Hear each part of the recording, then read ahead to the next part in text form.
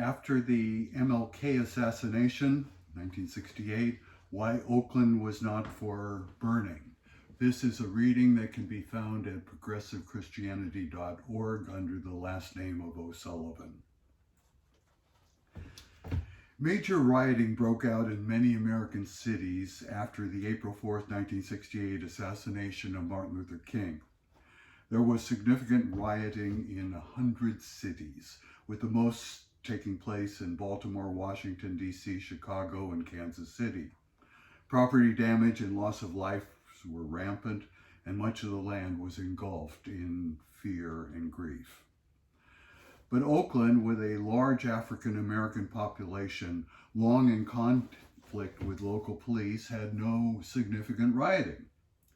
Despite a shootout between the OPD and the Black Panther Party, which resulted in the death of 18-year-old Bobby Hutton, and the wounding of Eldridge Cleaver, the Black Panther Party Minister of Information and the well-known author of Soul on Ice. How come? One can speculate on a lot of things, but I know from direct involvement that a very important factor was the presence of a well-planned crisis information hotline center run by a group known as the Alamo Black Clergy, ABC. This militant group was committed to Oakland's Not for Burning because they were very aware that Black communities suffered the most in urban riots. What happened in Watts was not long before. They felt especially strongly that their parishioners and businesses they relied on should be protected, and they feared that false rumors could easily trigger serious conflagration. What was the Alamo Black Clergy Group? Consisted of pastors who were actively involved in the civil rights struggle and were committed to working together, especially in times of crises. It got the name from a retreat center in suburban Alameda County, where they held their organizing meeting. Its founding leader was W. Haziah Williams, director of the Center of the Urban Black Studies, Berkeley-based Graduate Theological Union. He was a member of the pastor of Berkeley's Church for Today and a member of that city's school board. He attended Boston University School of Theology at the same time as Martin Luther King Jr. had, and like the martyred civil rights leader, was mentored by Howard Thurman, perhaps the most important preacher, theologian, mystic, prophet of the civil rights era. Thurman's influence on King and Williams was profound. His books, including Jesus and the Disinherited, several including meditations on African American spirituals, and his autobiography are classics well worth reading today. Williams taught GTU courses on Thurman's thoughts.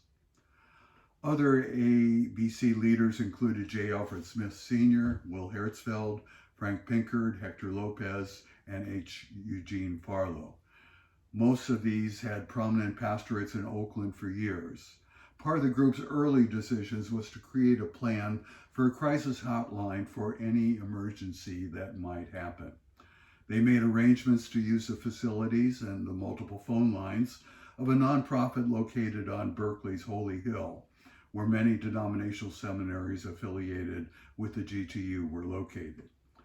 They also organized a network of pastors, lay people, civil rights organizations, activists, community and neighborhood groups, and inner-city Roman Catholic priests, organized as the Flatland Fathers, which would inform the hotline center of what was going on in their neighborhoods and check with it frequently to make sure that information being spread was true.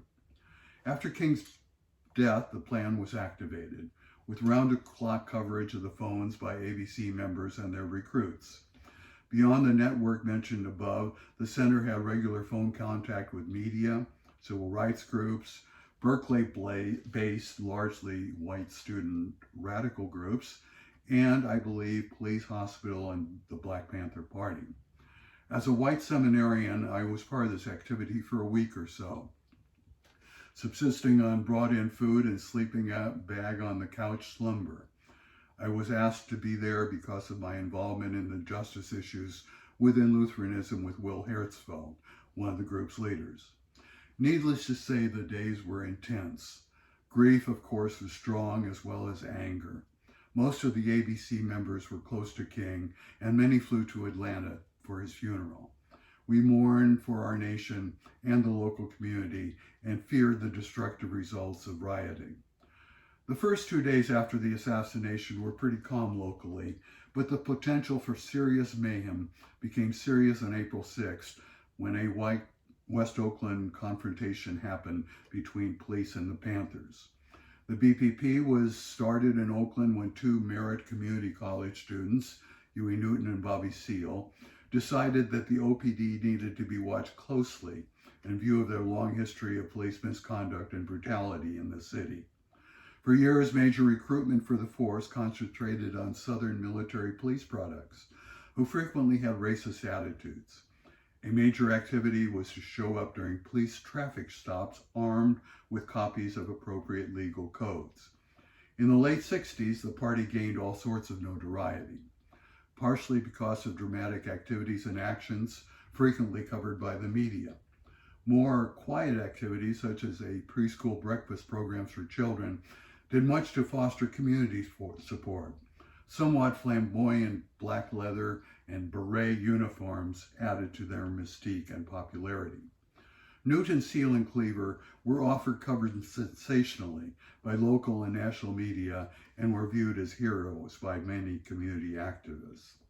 The shootout resulted in serious injuries to two police officers, as well as the death of Hutton, a young and early recruit to the Black Panther Party, and the wounding of Cleaver. These things became intense because the rumor was spreading quickly that the latter had died. This could easily have provoked a major riot.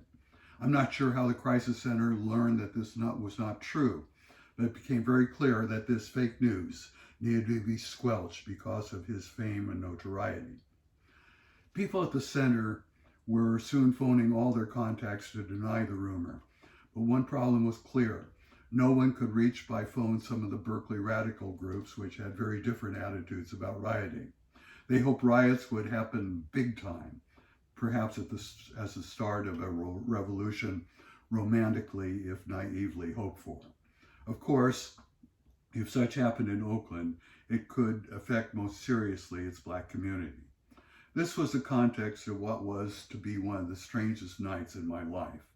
The ABC leaders dispatched me in the middle of the night to go to several Berkeley communes and contacts they had to inform them that Cleaver was alive. You can imagine the reception. Who are you and who sent you? Some were even upset that he wasn't dead. Once that rumor was suppressed, not much happened in Oakland, despite massive destruction in other cities. Much of this credit should go to the Alamo Black clergy and its commitment that Oakland was not for burning.